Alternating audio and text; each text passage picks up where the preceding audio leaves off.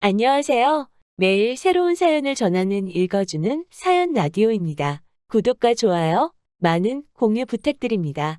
오늘의 사연 시작하겠습니다. 안녕하세요. 염치는 개나 줘버린 건지 뻔뻔하게 이루 말할 수 없는 시댁 식구들한테 질려서 남편하고도 이혼한 40대 여성입니다. 아무리 100세 시대라지만 나이 40에 이혼을 한다는 게 쉬운 선택은 결코 아니었어요. 특히나 친정부모님에게 자식이라곤 저 하나였으니 어떻게든 잘 사는 모습을 보여드리고 싶었으니까요. 그런데 연애랑 달리 결혼은 남편하고 저하고 둘만 잘 지낸다고 될 일이 아니대요. 특히나 남편이 떡하니 버티고 서서 제 편이 되어줬다면 모르겠지만 말끝마다 그래도 우리가 이해해야지 어쩌겠냐를 달고 사니 저로서는 미치고 팔짝 뛸 노릇이었죠. 그래서 이해를 할 거면 너 혼자 해라. 우리 타령 좀 그만하라 하고 이혼했어요. 남편하고는 제 나이 34, 비교적 늦은 나이에 알게 된 사이입니다. 그날은 그다지 가깝지는 않지만 그렇다고 거리를 두고 지내기에도 애매한 선배가 결혼을 하던 날이었어요. 그런데 당시 일도 많았고 그래서 여러 가지로 가는 게 내키지는 않더라고요. 하지만 주변 사람들이 그래도 가야 하지 않겠냐면서 자기들은 간다 하니 안 갈 수도 없고 그래서 자의반타의반 점심이나 먹고 오잔 마음으로 참석했던 자리였습니다. 그런데 신랑 쪽 하객이었던 남편이 본인이 말하기로는 저를 딱 보는 순간 심장이 덜컹했다나 어쨌다나요. 아무튼 그래서 신랑 신부한테 저를 소개시켜 달라고 했답니다. 그리고 좀 전에도 말씀드렸다시피 제 입장에선 신부인 선배랑 얼굴 붉혀서 저한테 좋을 게 없었거든요. 그래서 또 어쩔 수 없이 나갔는데 남편이 처음부터 얼마나 적극적으로 들이댔는지 몰라요. 말 그대로 사람 정신을 쏙 빼놓더라고요. 사실 저는 그때까지 제대로 된 연애라곤 해본 적이 없었습니다. 대학을 졸업하고 몇 번 소개팅도 해보고 소위 썸도 타보긴 했지만 늘 저에게는 일이 먼저였고 그걸 상대 남자 쪽에선 이해를 못 해주더라고요. 게다가 제가 남들처럼 9시 출근 6시 퇴근하는 직장이 아니라 중고등학생들을 가르치는 학원 선생님이다 보니 데이트 일정을 잡기도 쉽지 않았죠. 그런데 그 무렵 제 성격이 상대한테 구구절절 제 입장을 표현하는 걸 별로 내켜하질 않았어요. 이해해주면 고맙고 이해 못해주면 어쩔 수 없고 성의가 없어서가 아니라 그런 일에 신경 쓸 여유가 없었달까요? 아무튼 그랬는데 남편은 달랐어요. 제 바쁜 일정도 이해해주고 먼저 배려해주고 그래서 이 사람이 정말 나를 좋아하는구나. 그리고 그런 기분은 그때 처음 느껴봤거든요. 그러니 남편이 프로포즈를 해왔을 때 크게 고민하지 않고 예스를 외쳤죠. 결혼 당시 시댁에서 따로 지원을 받은 건 없어요.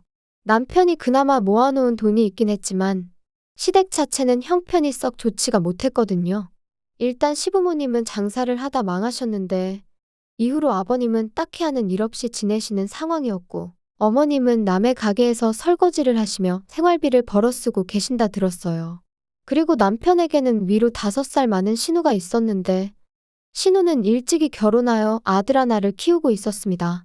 심해부는 카센터를 운영하고 있었는데 잘은 모르지만 장사가 잘 되는 편은 아니라고 들었고요. 그래서 처음부터 결혼할 때 시댁에서 도움을 받을 수 없을 거란 건 예상하고 있었고 바라지도 않았습니다. 참고로 저희 친정에서는 이 일로 잠깐 결혼을 반대하기도 하셨어요. 남의 집 기둥 빼오는 거 아니라 하시면서 말이죠.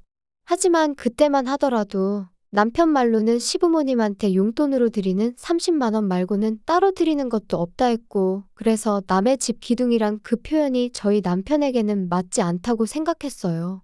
그래서 오히려 친정부모님한테 그런 말씀마시라며 화를 내기도 했는데 결국 자식 이기는 부모 없다고 친정부모님이 져주셨죠. 그리고 오히려 먼저 가지고 계시던 아파트 한 채를 신혼집으로 쓰라고 내주셨고요. 그런데 결혼식 올리고 얼마 지나지 않아 친정부모님이 하셨던 말씀이 무슨 뜻인지 바로 알게 되었습니다. 집들이 날이었어요. 신우가 당시 마트에서 일을 하고 있었는데 주말에는 자기가 절대로 쉴 수 없다고 하여 남편이 하루 휴가를 내고 집들이를 하게 되었죠. 참고로 저도 학생들 중간고사 기간이라 정말 정신이 하나도 없었는데 빠득빠득 그때가 아니면 안 된다고 우겨대니 그걸로 애들 마냥 싸울 수도 없고 그래서 새벽부터 일어나 몇 가지는 제가 하고 몇 가지는 사다가 집들이 상을 차렸습니다. 그리고 그렇게 시부모님이랑 신우가 왔어요. 시매부는 일이 있어서 못 왔다고 했고요. 시부모님은 이건 짜다 저거는 달다. 말씀은 많이 하셨지만 양파 하나 남기지 않고 차려놓은 음식을 전부 다 깨끗이 비우셨습니다. 그리고 그렇게 식사를 마치고 시부모님이 과일 좀 내오라 하셔서 또 과일에 커피에 차렸는데 역시나 예상은 했지만 누구 하나 칼 쥐는 사람이 없대요. 그래서 남편한테 시켰어요. 그랬더니 다들 좀 황당하단 표정으로 저를 쳐다보는데 모른 척했죠. 저도 결혼을 늦게 했을 뿐이지 여기저기서 들은 이야기는 많아서 이 정도는 모르쇠 해도 괜찮겠지 싶었거든요. 아무튼 여전히 조금은 어색한 분위기 속에서 어머님이 먼저 말씀을 시작하셨습니다. 번듯하게 해놓고 사는 거 보니 보기 좋구나. 이게 친정에서 해준 집이냐? 대출은 없고? 네, 따로 저희가 내는 건 없어요. 그럼 아예 해주셨다는 얘기구나. 그럼 명의는? 결혼 선물로 해주셨을 테니 당연히 공동 명의로 해주셨겠지. 아, 명의는 아직 저희 아버지 명의로 되어 있어요. 남편도 저도 청약 통장도 있고 그래서 굳이 먼저 받을 필요가 없겠더라고요. 그래 어차피 외동이니 이러나 저러나 다 너한테 올 텐데 뭐가 걱정이냐. 그래도 잊지 마라. 부부는 일심동체라는 말이 있는 만큼 뭐든지 항상 네 남편이랑 상의하고 결정해야 된다. 두 사람 몫이라는 거야. 어찌나 황당한 말씀을 당연한 듯 하시던지 순간 말문이 막혀 말이 안 나오더라고요. 그리고 또 시조카도 있는 자리에서 한마디 한마디 받아치기도 그렇고 그래서 그냥 한 귀로 듣고 한 귀로 흘린다는 기분으로 웃어넘겼어요. 하지만 집들이 이후로 남편하고 저는 그런대로 잘 지냈습니다. 시부모님하고도 뭐 여전히 거리는 있었지만 저는 제 나름대로 제 할도리만 하면 된다 생각하고 지냈죠. 그런데 저희가 결혼한 지 어느덧 1년 차가 되던 때였어요. 그날은 주말이었는데 저는 아이들 보충 수업이 있어서 아침부터 정신없이 바빴거든요. 그래서 자는 남편은 그냥 두고 먼저 현관을 나서려는데 남편 핸드폰이 울리더니 안방 쪽에서 남편이 욕을 하면서 튀어나오대요.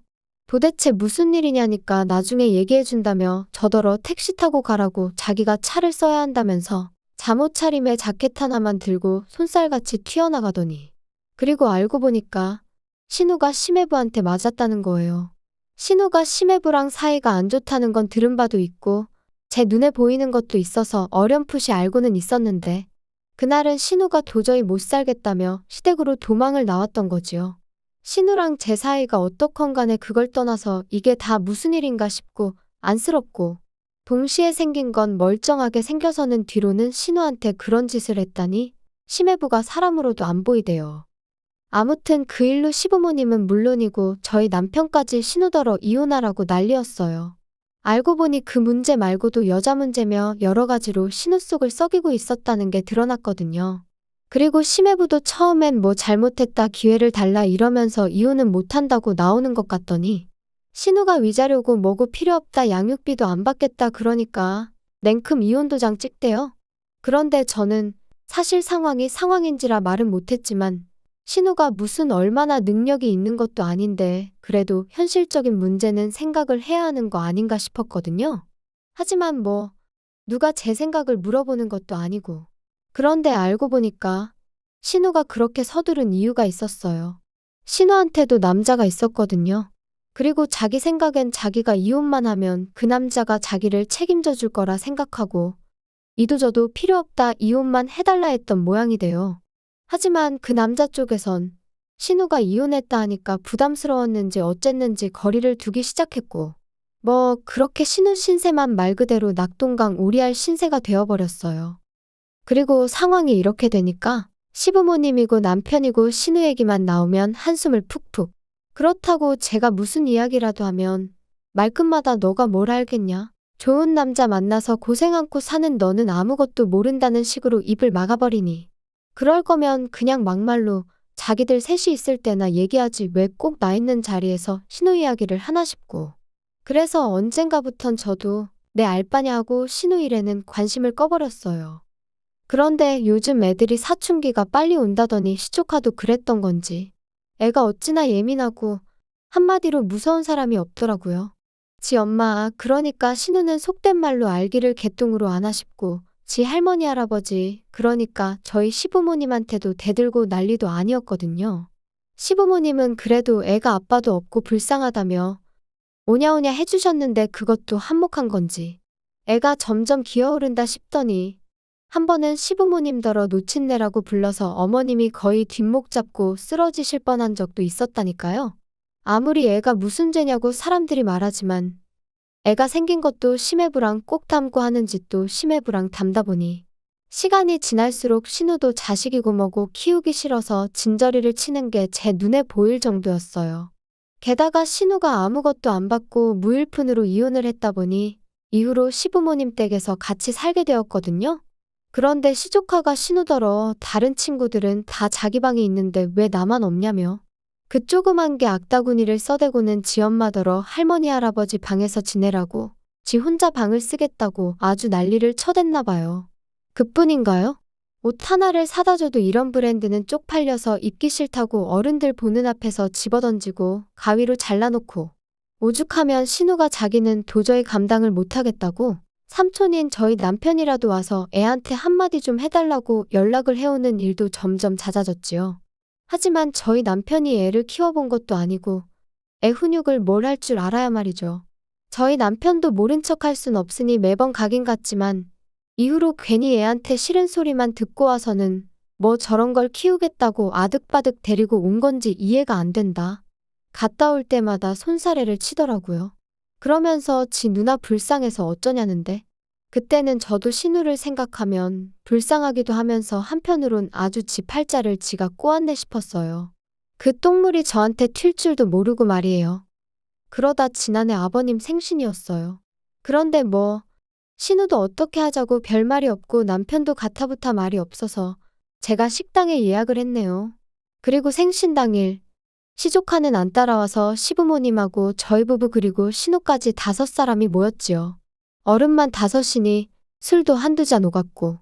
그런데 신우는 저랑 남편이 말리는데도 그냥 좀 내버려두라며 계속 혼자 홀짝홀짝 소주만 마셔대더니 이내 금세 얼굴이 벌개져서는 저더러 얼굴이 좋아 보인다는 둥? 친정에 돈이 있으니 그러냐는 둥. 그런데 사람이 딱 들어보면 알잖아요. 이게 정말 부러워서 하는 소리인지 빈정거리고 비아냥거리는 건지. 신우가 하는 말은 정확히 후자였어요. 그리고 남편도 금세 눈치를 채고는 신우더러 왜 이러냐며 그만 좀 하라 하더니 자기가 먼저 신우를 집에 데려다주고 오겠다며 신우를 둘러엎고 식당을 나섰습니다.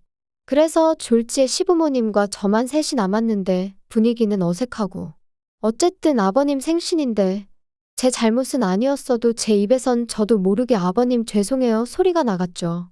그러자 어머님이 네가 뭐 죄송할 건 아니다 하시면서 사실 당신이 오늘 저한테 부탁하고 싶은 이야기가 있었다 하시더니 자경이 아들 말이다.